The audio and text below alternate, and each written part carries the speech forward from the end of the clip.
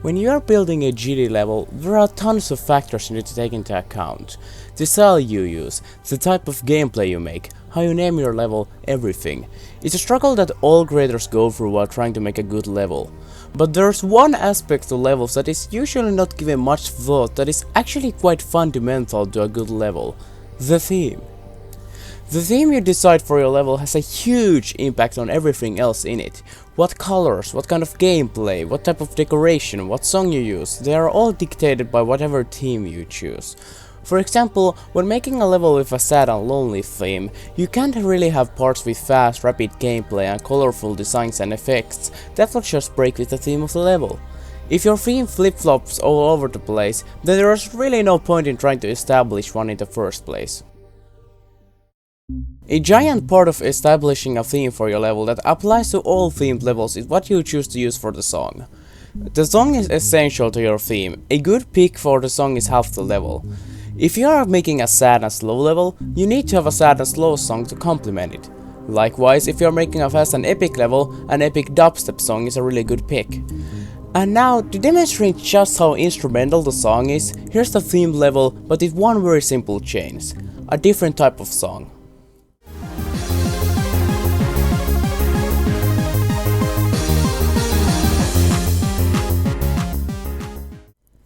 Now that didn't really seem right now, did it?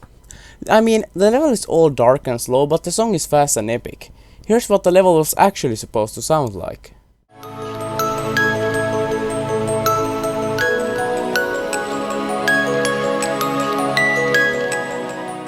And I don't think I need to tell you which one of these works better. What is a theme though?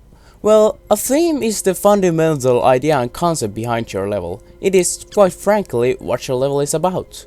Whether it be a level with a health theme or a level themed after a feeling, a level to showcase your building talents or a level meant to say something, they all have something that connects all of their parts together into one whole piece. I think that this is really one of the main reasons people dislike generic levels so much, as they often lack any main theme to tie the parts of the level together, and that coupled with basic decoration creates an experience that just feels bland and uninteresting in all ways. One thing that is very important to distinguish is that a theme is different from having a consistent style. Levels like Zafkiel have parts that all fit together, but they lack a central theme. Of course, a themed level can have parts that are similar to each other in decoration, but a themed level can also have parts that look way different and it can still work to create a coherent experience, unlike with a themeless level, where if the parts don't look alike, it will be a total incoherent mess. But themes are highly varied though. Some themes are simple, some things are complex, some are based on colors and others on feelings. Something like Athanatos has a totally different kind of theme from something else like Killbot, Athanatos being hell themed and Killbot being themed after an urban legend. And in my opinion, these can be split into two categories: design themes and emotional themes. I'll try to explain the best I can. A design theme is something that's there just to influence the design of the level in a design manner. It's just meant to be a theme. Things like Hell theme and actually most themed levels in GD fit into this category. The theme in those levels is just to give the level a sense of coherency and consistency. But then there's the other category of themes, emotional themes. These are levels that aren't just designed to look cool, these are levels that are meant to invoke a response from the player. Whether it be sadness, loneliness, or a sense of wonder, they are levels that don't just feel epic because of a good dubstep drop with cool decoration and effects, they make you feel an emotion. But the first category, design themes, covers the vast majority of all themed levels in GD, which honestly saddens me. Of course, I know that on my best level, Zenith is also design themed, if you can even call it themed in the first place due to its highly varied design, but I'm a person who firmly believes that GD levels have the potential to be an art form like any other. GD levels honestly have the means to tell stories that aren't limited to just hackers fighting GD cubes, to make you feel something else than just catharsis at a well executed dubstep drop. Like movies and books, GD levels shouldn't be limited to just simple things that look cool, they very well could also have something to say. For a while now, I've had this idea for a level, simple in concept but powerful if executed correctly. It would be an auto level, but not an ordinary one. It would just be one straight line, with art of a broken city in the background and foreground. You would just slide through this broken city, see it from afar and close, all in one single take. No transitions, no changes in decoration, just one long straight line, alone by yourself. The loneliness and sadness you would feel, being the last human alive, all conveyed in a GD level. Imagine walking through a broken, post-apocalyptic city, after the rest of humanity is gone, and you take your final trip through a city that once had generations of people in it, now destroyed and run over by moss and rodents.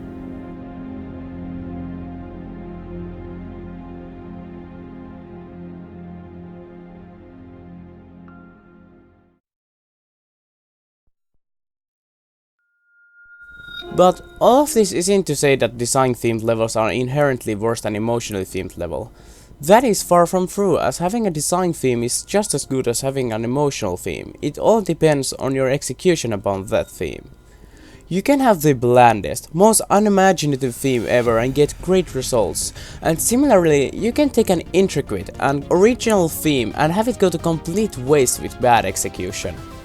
For example, there's B by Scorch VX and Multi-York. The theme of B is just B. It is really silly and dumb, but the level itself is one of the most memorable demons of early 2.1.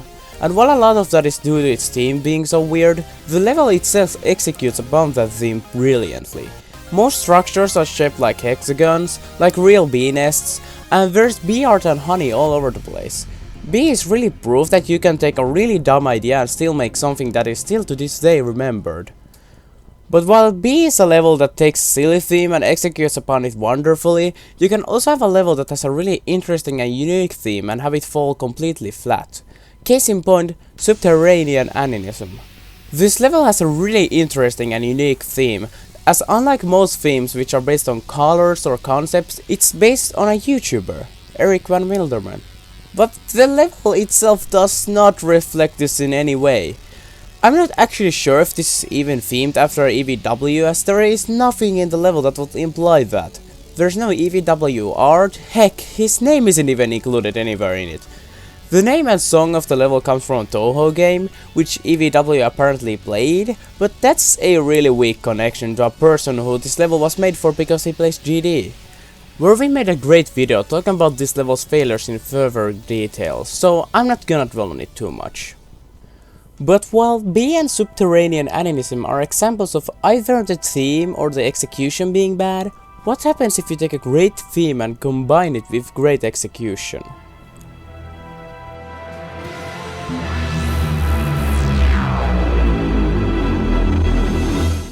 I have talked about In Silico by Ruffer a lot.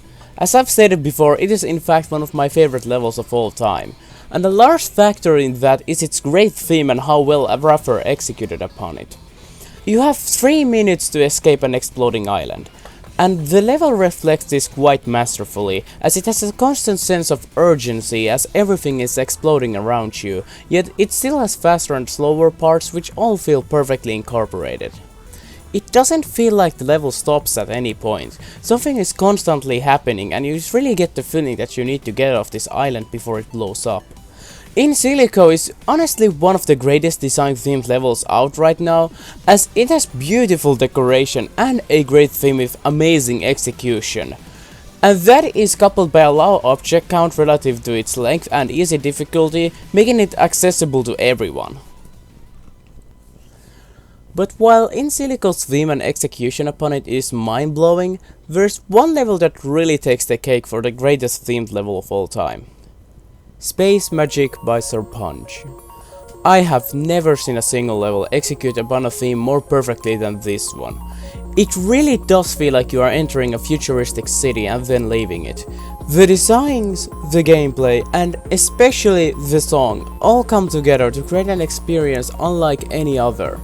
The song of Space Magic, being Space Magic by Meganeko, fits the level in an absolutely perfect manner. The first part evokes a strong sense of wonder for the city that lies ahead. The mechanical passage gets you pumped up for entering the city. The city part itself feeling like you are truly exploring a futuristic city. And then the ending have the same art from the beginning coming back, signifying that you have left the city. And all of this tied together by the song. When the theming of a level is done so perfectly that changing any aspects about it, the song, the gameplay, the decoration, the effects, would make the level worse, you know you have succeeded. But there's one part in Space Magic that stands truly above all the rest, the very first one. If the overall theming of Space Magic is perfect, then this part is beyond perfection. The beautiful arps in the song complementing the slow ship part with the city visible in the background, the smooth and intricate designs of the structures, the effects making it feel like you are being transported, the boss guarding the city. I have never felt a stronger emotion while playing a GD level than the sense of sheer wonder and awe you get from just seeing and hearing this part. It feels magical, it feels dazzling. It feels like you are truly about to enter a futuristic city like no other. There's no doubt, this level is indeed Space Magic. Thank you so much for watching this video till the end, as it's a bit different from what I usually make. I've been planning on doing this video for a long while now, though I never had the motivation to start writing, but when I finally did, I really enjoyed it. If you'd like to see more thoughtful and analytical videos like this instead of my usual rants and commentaries, feel free to let me know in the comments. I've a couple more ideas that I might do in the future, so stay tuned. But for now, see ya!